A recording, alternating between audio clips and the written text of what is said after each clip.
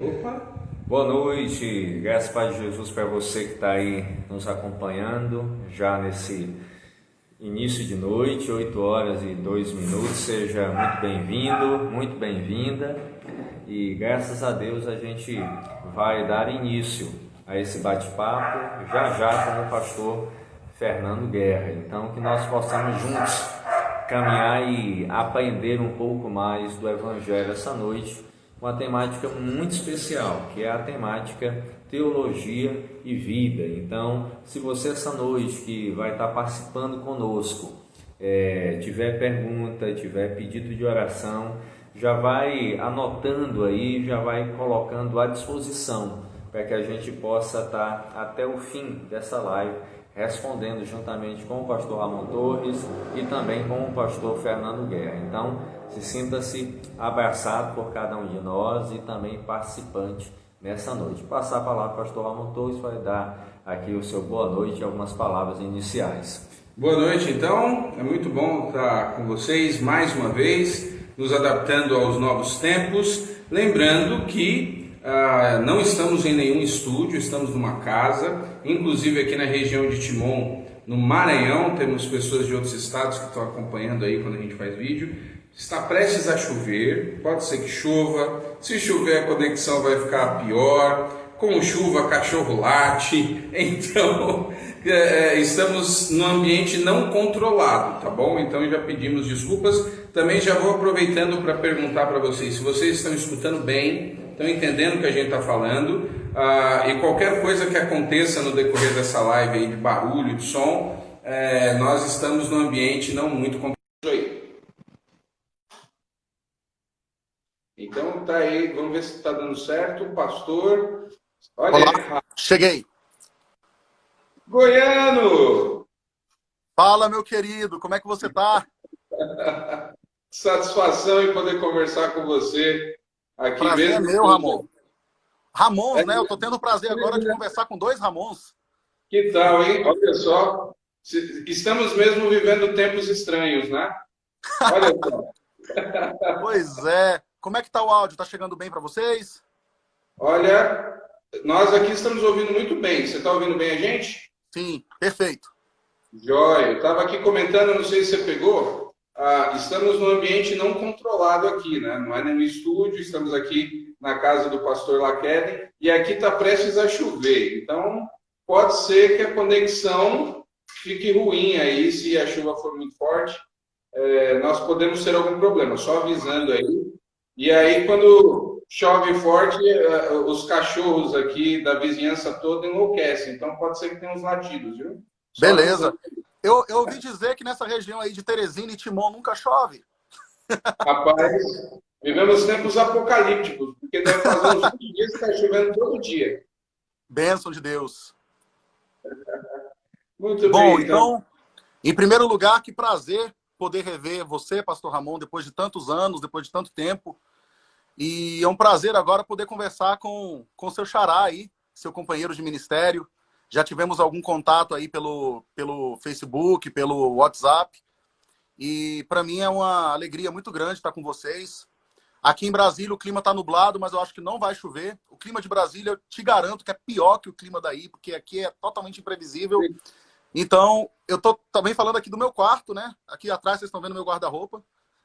Então, assim, o ambiente também não é controlado, mas eu creio que vai ser um momento muito bom na presença de Deus e eu estou muito feliz com o convite e com a oportunidade de estar participando com vocês. Então, que bom que a gente vai ter esse momento para desfrutar. E algo interessante é que a temática, para quem está nos assistindo, não é uma temática muito comum. Falar de teologia e falar de vida, porque as pessoas entendem que teologia não está associado à vida. E Verdade. nós que participamos, que tivemos o privilégio de entender o que é teologia à luz dos estudos acadêmicos e da prática pastoral, nós podemos afirmar com certeza que as duas coisas caminham juntas. É impossível você ser teólogo sem a sua teologia desenvolver vida, e vida em abundância. Até porque Jesus, que é o nosso Senhor, fez a melhor das teologias, uma teologia prática, uma teologia profunda, próximo.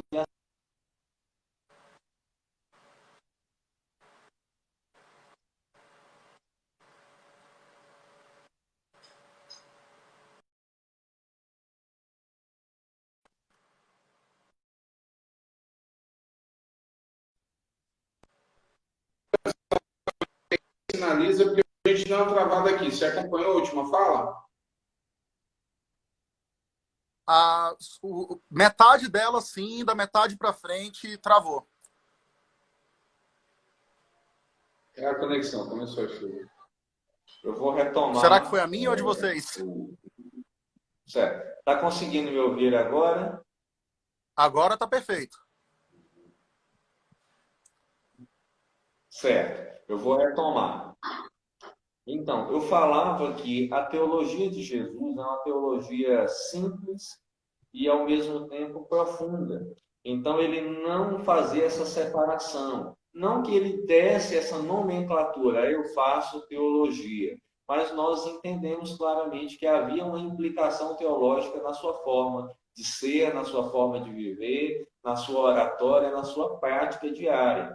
Então, o meu entendimento é justamente isso, que nós fazemos uma teologia e é uma teologia que está profundamente alicerçada à prática de Jesus, não somente a uma prática teórica acadêmica.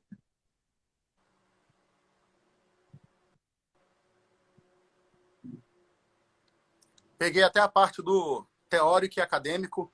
Não sei se vocês estão conseguindo acompanhar minha fala agora, porque a imagem travou um pouco. Está travando um pouquinho. A gente não está conseguindo ouvi-lo. Deixa eu ver se eu consigo, de repente, minha esposa está online, de repente ela tirar o celular dela para ver se a minha melhora, mas acho que não, acho que é uma coisa geral. Agora está dando para ouvir.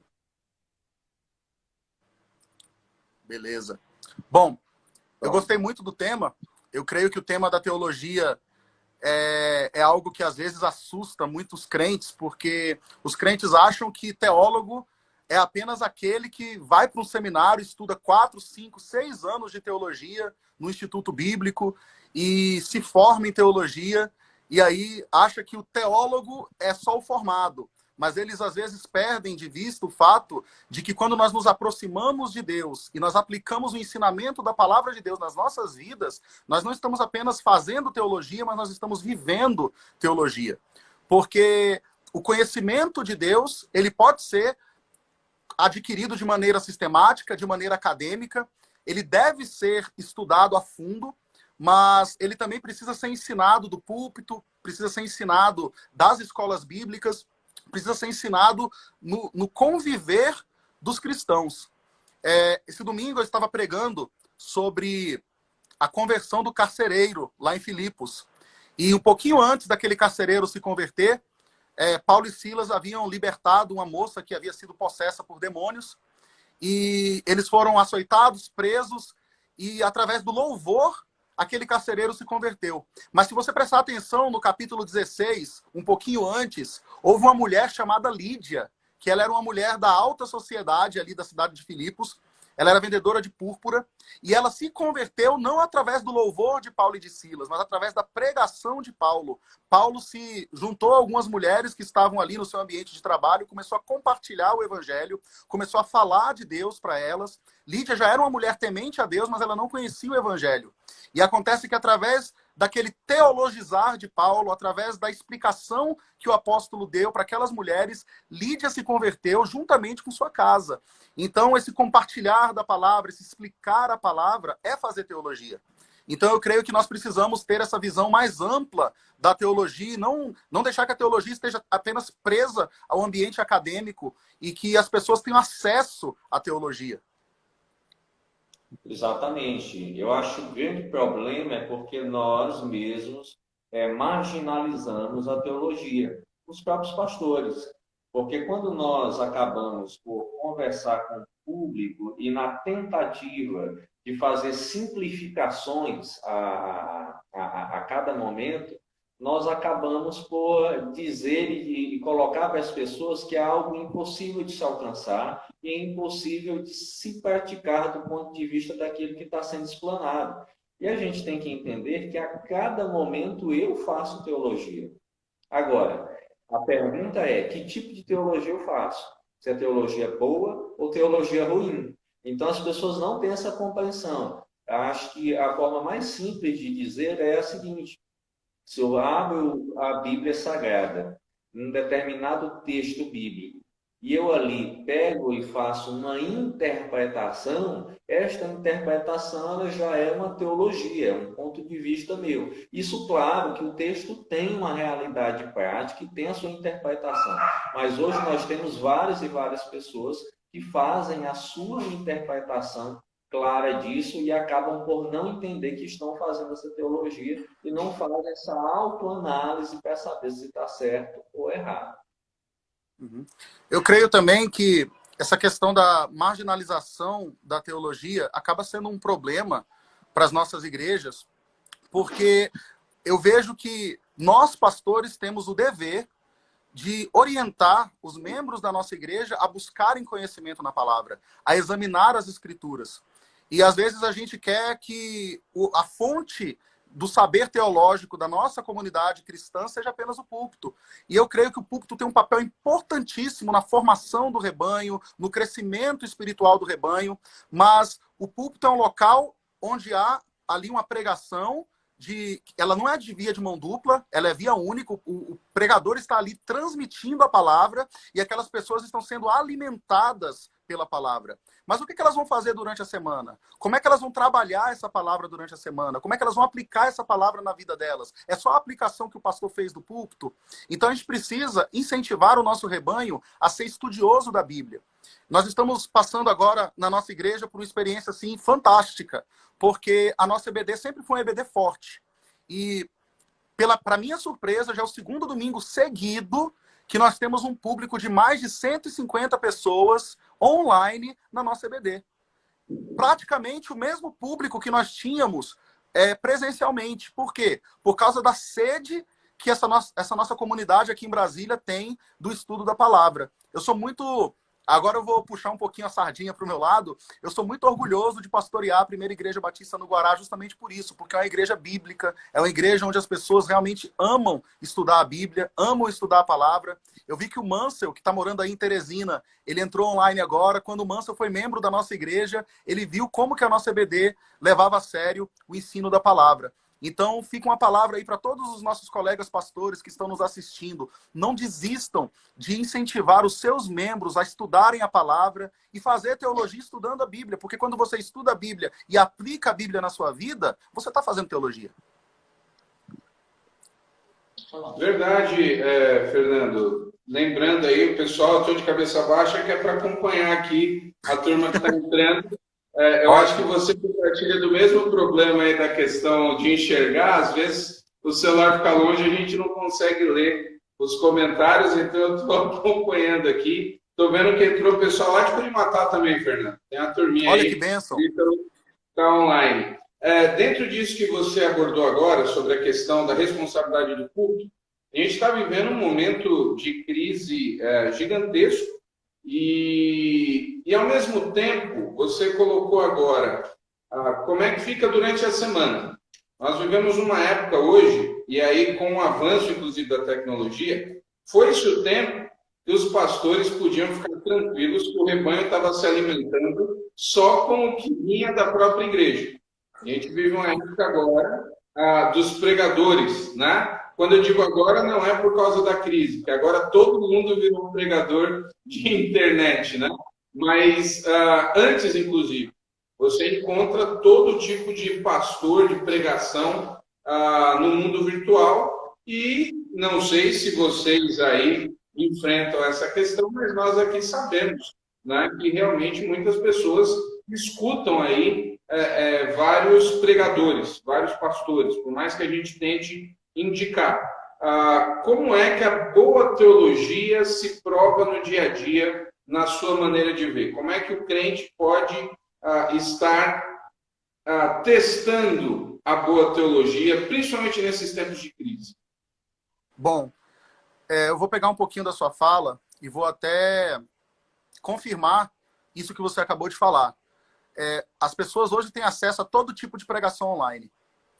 Acesso a todo tipo de pregador que está pregando vários evangelhos, e às vezes a gente tem que tomar cuidado, porque o evangelho que está sendo pregado não é o evangelho bíblico, não é o evangelho puro.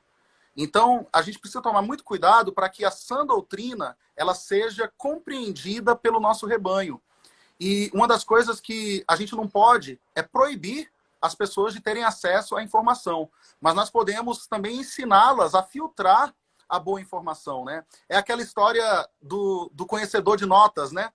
Você quer conhecer bem uma nota de R$ 50, você não tem que ficar olhando as notas falsas. Você tem que examinar minuciosamente a nota de R$ 50, todos os detalhes dela. E quanto mais você conhece a nota de R$ 50, quando chegar uma nota falsa na sua mão, você vai saber que aquela nota é falsa porque você conhece a nota verdadeira. Então, eu creio que uma das maneiras que nós, pastores, podemos, juntamente com as nossas lideranças, com os nossos professores de escola bíblica, com os nossos líderes de PGM, a maneira como nós podemos filtrar esse tanto de informação errada que as pessoas às vezes pegam na internet, é ensinando para eles o verdadeiro evangelho, ensinando para eles a sã doutrina. Essa semana, eu comecei a ler um livro incrível, que é da coleção 9 Marcas. E eu até deixei ele aqui para mostrar para vocês. Ó. O nome é Teologia Bíblica. Provavelmente ele vai aparecer ao contrário, né? Porque eu estou com a câmera dianteira. É um livreto, ele é pequeno. Ó, ele tem o tamanho aqui de um palmo. Tem poucas páginas. E ele vai falar justamente sobre isso. Que você precisa, ao ensinar a Bíblia, você precisa deixar a Bíblia como um único parâmetro mesmo de fé e de conduta para que você ensine o Evangelho. Então, quando a gente delimita a Bíblia como a nossa única regra de fé e de conduta, e a gente força isso no nosso rebanho, que eles devem buscar o conhecimento profundo na palavra, a gente consegue, de repente, dar uma arrefecida em tantas informações erradas que eles andam recebendo. Eu gostaria de poder falar assim, olha, não ouça tal, tal e tal pregador, mas eu acho isso muito invasivo. Eu prefiro ensinar o meu rebanho a ser bíblico, a ler a Bíblia, a estudar a Bíblia, e eles vão por si próprios descobrindo quem são os bons teólogos, quem são os bons pregadores, quem são os pregadores que realmente estão pregando o verdadeiro evangelho. Eu não sei se apareceu o autor, né? O autor é o Nick Rourke e o Robert Klein. Aqui, acho que agora apareceu. Sim. Mas tá trocado, né? Invertido, não tem jeito, né? Tá invertido. Pastor... Depois eu coloco lá nos comentários. Boa, boa. Pastor Ricardo Leão apareceu agora aqui nos comentários. Ele está pastoreando em Brasília e ele pastoreava bem pertinho da gente aqui em Timon. Ele era pastor da central aqui de Timon. Nós estamos na memorial de Timon, né? E ele comentou aqui agora. Ele inclusive eu vi, né? Já vi vocês aí, já se encontraram pelo DF, né? Ó, uma semana antes do surto de coronavírus, nós comemos churrasco juntos no aniversário de uma irmã da nossa igreja, a Eliene, inclusive a Eliene é a nossa líder da área de ensino. Ela é formada em teologia também, ela é líder da área de ensino, e os irmãos dela congregam com o pastor Leão. Ah, que bacana. Então a gente comeu churrasco junto, uma semana antes de fechar tudo, a gente comeu churrasco junto. Conseguiram, né, se dividir dos bons costumes nesse aspecto, né? Com certeza. Ele comentou aqui sobre que o segredo é conseguir transformar os membros das igrejas em bons apologetas, né? Você tem a sensação, você tem experiência de igreja há muito tempo também, antes de se tornar pastor, dá a sensação de que, de um modo geral, as pessoas estão os membros estão ficando mais indefesos? Você percebe que, de um modo geral, dentro das igrejas, as pessoas estão mais indefesas no que diz respeito à fé, se enganando com mais facilidade? Como é que você tem visto isso atualmente? Olha, pode parecer exagero da minha parte, mas eu tenho visto o contrário, Ramon. Eu tenho visto, principalmente na camada mais jovem, adolescentes de 16 anos em diante, jovens, até a faixa dos 26 anos, eles estão muito preocupados em conhecer o verdadeiro evangelho. eles estão muito curiosos em entender por que certos pregadores divergem tanto em suas mensagens. Então, o que eu vejo hoje na juventude da Primeira Igreja Batista no Guará? Eu vejo uma juventude muito mais interessada em conhecer a Bíblia. Eu vejo uma juventude muito mais interessada em ir para a escola bíblica e aprender o Evangelho. E isso, para mim, me deixa um pouco feliz, porque na minha época não era tanto assim. Eu acho que na nossa época, minha e sua, porque nós temos praticamente a mesma idade, nós éramos muito mais vulneráveis. Mesmo não tendo tanta informação, nós éramos mais vulneráveis porque não havia um despertamento na juventude para o conhecimento das Escrituras. E aí, esses jovens acabam influenciando seus pais, seus avós dentro de casa.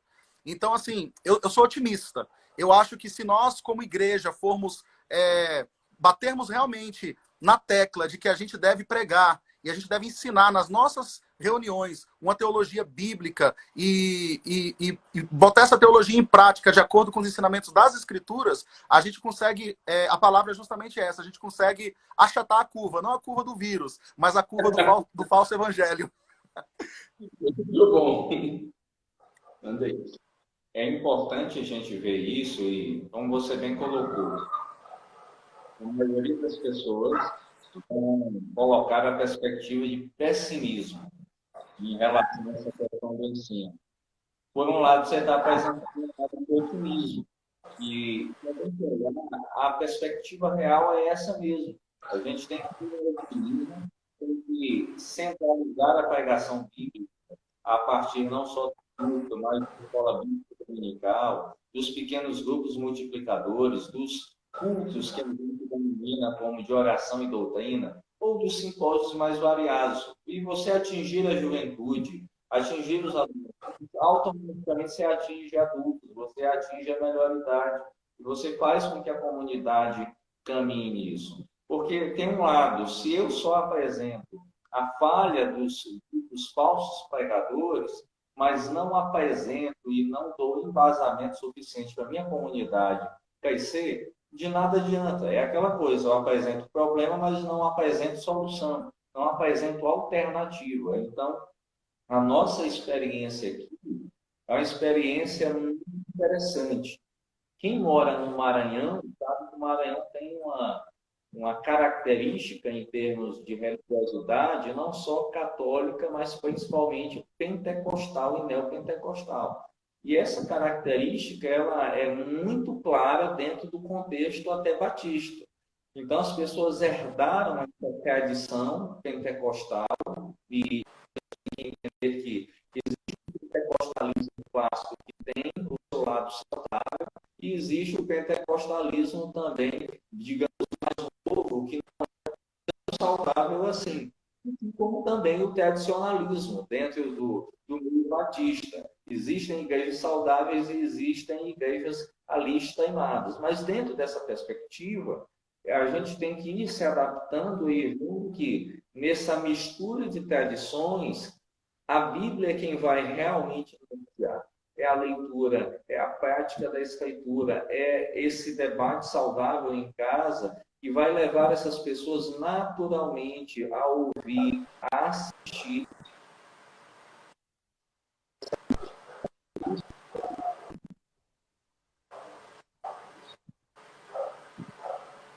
Travou.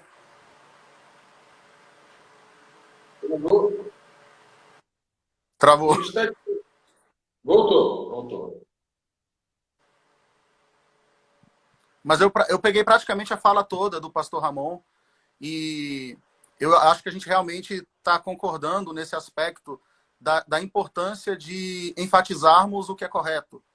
A importância de realmente ensinarmos a Bíblia para as pessoas e que as pessoas, conhecendo a palavra, elas vão ter ferramentas para ser apologetas. É claro que nós vamos encontrar irmãos dentro da nossa comunidade que vão querer se aprofundar em apologética, vão querer entender mais sobre como fazer essa defesa da fé, né? Porque Cristo não precisa de defesa, mas a fé cristã, ela precisa da defesa porque nós temos uma sistematização da nossa fé que precisa ser conhecida, né? Eu falei de teologia bíblica, mas a gente precisa também saber fazer a diferenciação entre teologia bíblica e teologia sistemática, porque a Bíblia tem 66 livros. E aí a gente não pode pegar um livro isolado e tirar a teologia desse livro sem consultar os outros 65. A gente não pode pegar a profecia de Daniel e tirar uma lição da profecia de Daniel sem olhar a profecia de Apocalipse. Porque senão você acaba criando seitas terríveis que acabam roubando membros das nossas igrejas. Não vou nem citar nome. Mas o fato é que se a gente entende que a nossa teologia é bíblica, mas ao mesmo tempo ela foi sistematizada ao longo de séculos, a gente precisa entender a Bíblia como um todo. Qual é a linha melódica da Bíblia? Qual é o tema central da Bíblia? Uma coisa que eu sempre falo para o meu rebanho, vocês precisam ver Cristo no Antigo Testamento. Jesus Cristo está lá em Gênesis, em Êxodo, em Levítico, está nos livros poéticos, está nos profetas menores. Então...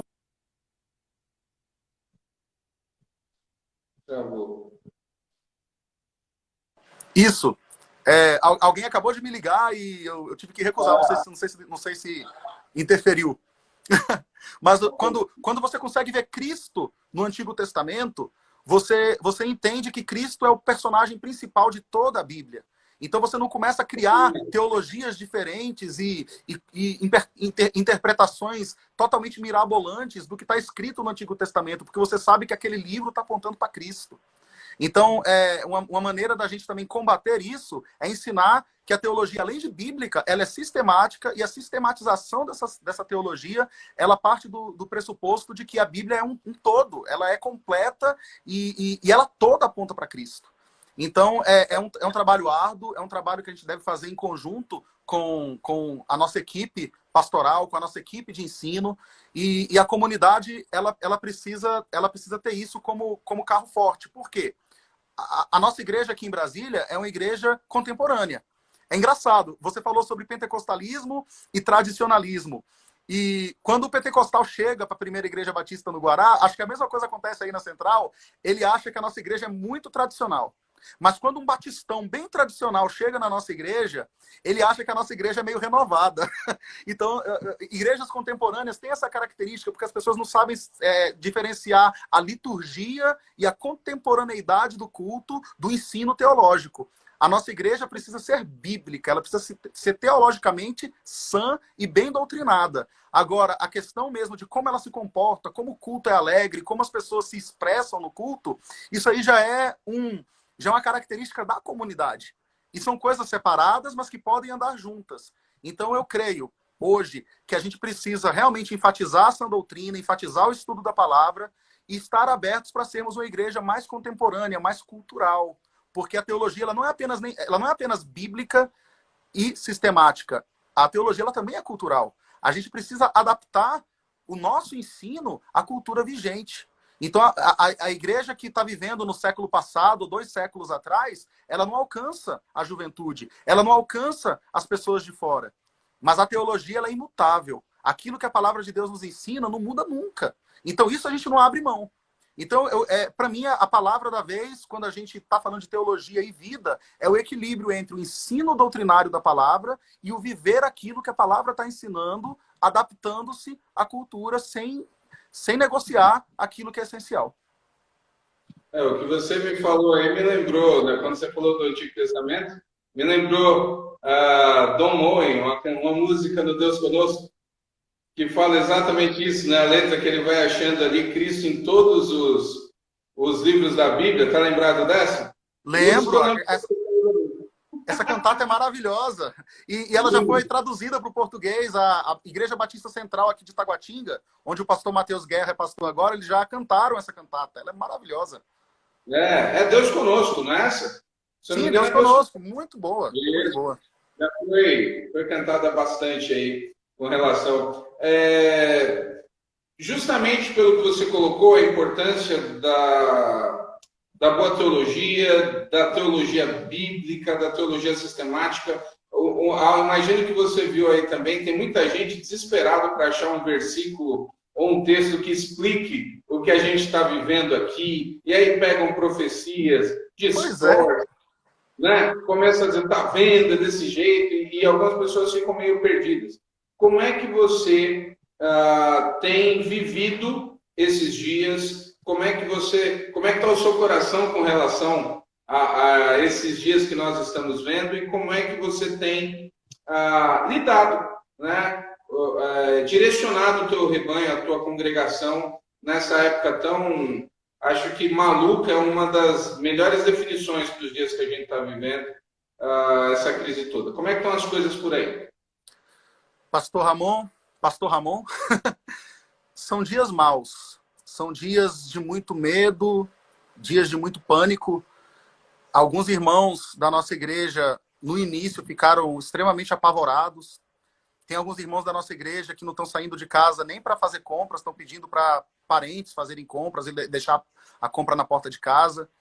Mas eu tenho trabalhado justamente a questão da confiança em Deus, a questão da fé de que Deus está no controle.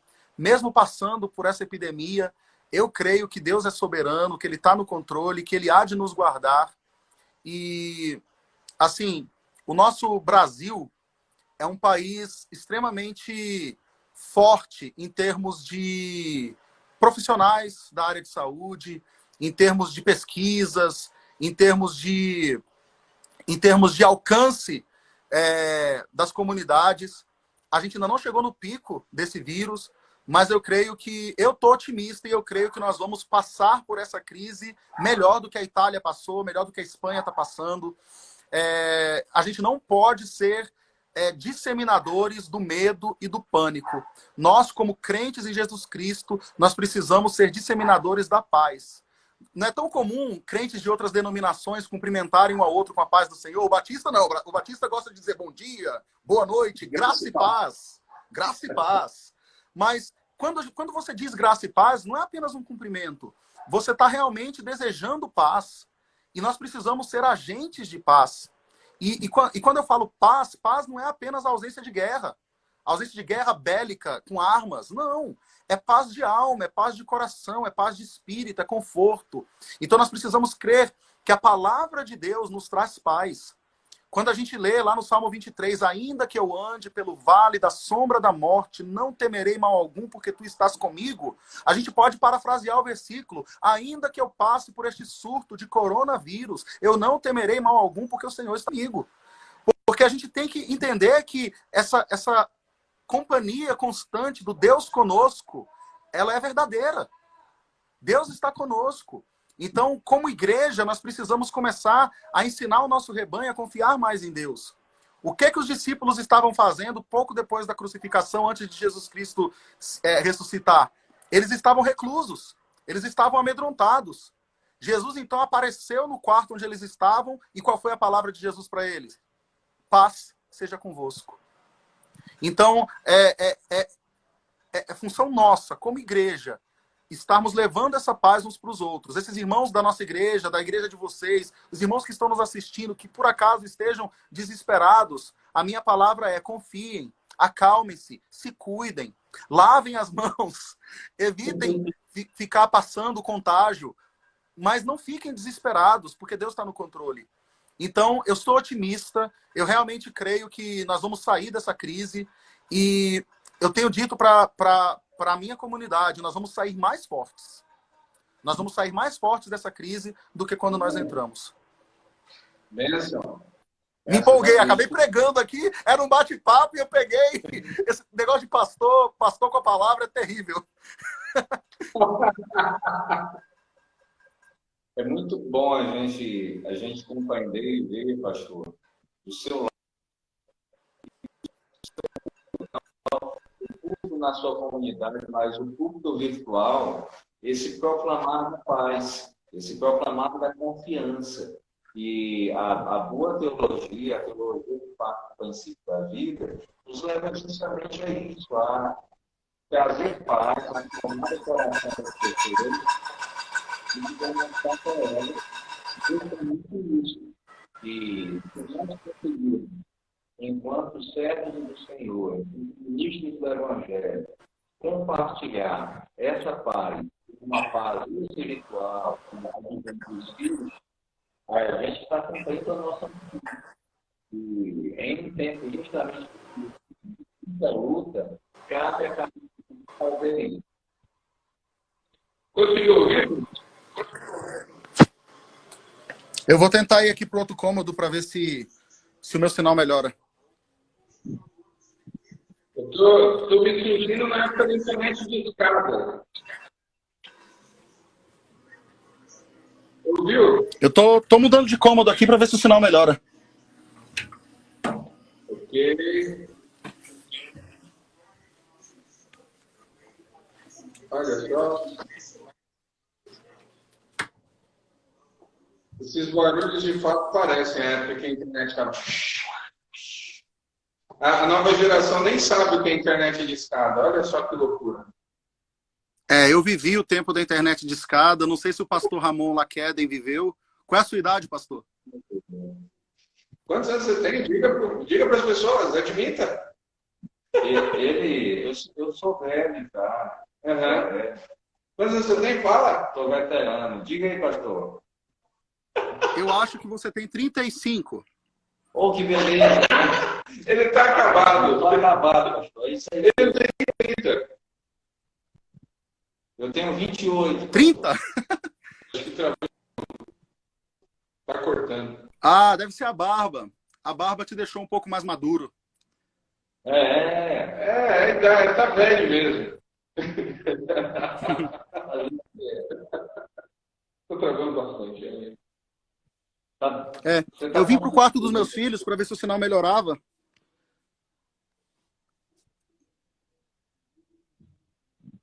Melhorou? Mas tá chovendo muito aí em Teresina, porque parece que o sinal tá ruinzinho mesmo, viu? Aqui trovejou bastante, começou a chover, parece que deu uma parada. Eu não entendo, né? Porque teoricamente a nossa internet é de fibra. Mas quando chove. A minha aqui tem 300 mega, mas tem hora que fica com 30. Todo mundo agora está nas redes, né? É um problema. Mas, Fernando, foi assim uma alegria, né? Isso que você tem vivenciado aí e falado para a sua comunidade. Nós também estamos aqui lembrando constantemente, né? Até antes de vir para cá, estou na casa do pastor Laqueden.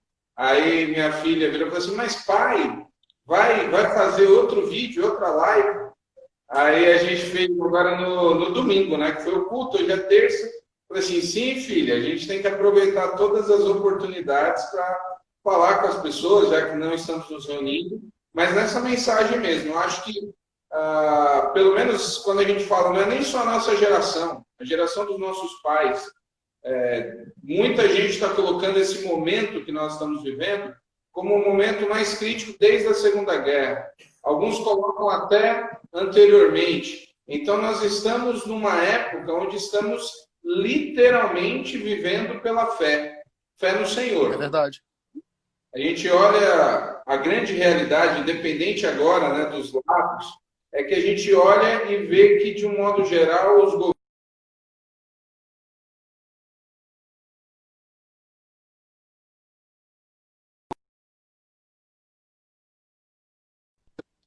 Travou nos governos. Os governos estão perdidos, está um olhando para o outro, vendo o que o outro está fazendo para tentar aplicar, e a gente não tem esse negócio de confiar no governante A, B ou C, nos resta confiar no Senhor.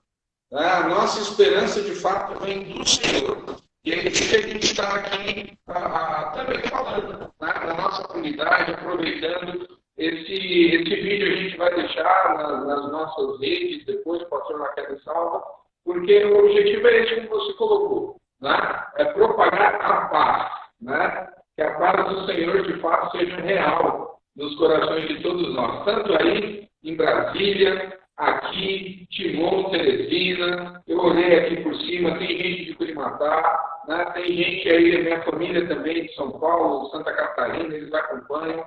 Independente do lugar, né, o Senhor está conosco. Eu quero agradecer essa oportunidade de vocês terem me chamado para essa live, porque às vezes a gente fica recluso, a gente se sente solitário, a gente não tem com quem conversar. E esse momento que muitas pessoas estão colocando como um momento de crise, na verdade tem sido um momento de aproximação. Tem sido um momento de comunhão, nós estamos nos aproximando mais das pessoas. Eu fiz uma live com a minha mãe e com meus filhos e meus sobrinhos, e foi uma dificuldade para fazer minha mãe entrar no Zoom, no aplicativo, mas quando ela entrou foi legal, a gente conseguiu conversar todo mundo junto, e ela nunca imaginou que a gente conseguiria conversar todos juntos, cada um num lugar, Então está sendo um momento aqui, as próprias famílias estão se unindo mais, os crentes estão se unindo mais. Amanhã eu vou ter uma live com o pastor Marcos Azevedo, que ele está lá no sul de Portugal, perto da cidade do Faro, e a gente vai ter um momento missionário ali, vai ser maravilhoso. Então, assim, eu estou muito feliz, porque eu gostaria até de aplicar aquele versículo que Deus transforma o nosso pranto em festa, a nossa tristeza em júbilo, porque muitas vezes a gente não sabe aproveitar um momento de crise e transformá-lo numa oportunidade de crescimento, né? Eu repito o que eu disse. Eu tenho dito para minha comunidade, nós vamos sair mais fortes dessa crise, porque Deus está nos dando oportunidades de crescer. Deus está nos dando oportunidade de sermos igreja de uma maneira diferente, mas de sermos mais próximos uns dos outros, de amarmos mais, de nos preocuparmos mais. Então eu creio que tudo depende de como que a gente encara a crise. E nós precisamos encarar a crise na perspectiva de que Deus está no controle.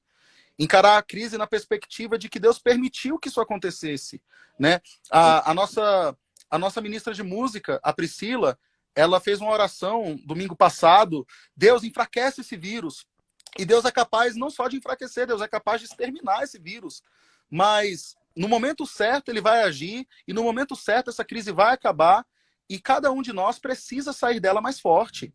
A gente tem que ter fé para orar a Deus, para Deus agir de maneira sobrenatural, mas a gente também tem que ter fé para orar a Deus e pedir que Deus também dê capacidade para os nossos médicos, para os nossos profissionais de saúde cuidarem bem dos enfermos. Então, a igreja não pode parar de orar, a igreja não pode parar de buscar, e essa oportunidade que vocês estão me dando agora e que eu estou tendo de estar com vocês é um bálsamo para mim. Poxa, será que se a gente não tivesse nessa crise, a gente ia ter esse momento?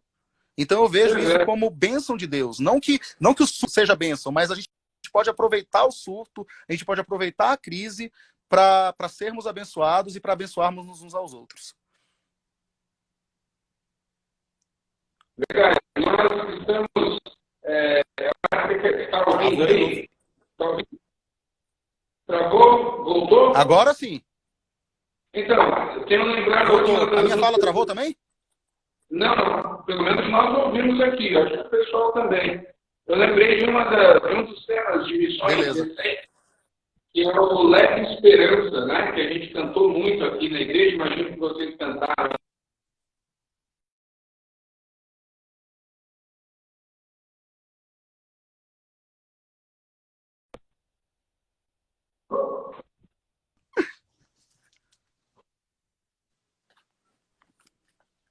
Voltou? Voltou.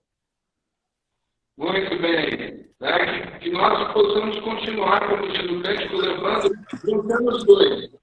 Você sabe que música é um negócio que é minha paixão e você também gosta bastante, né?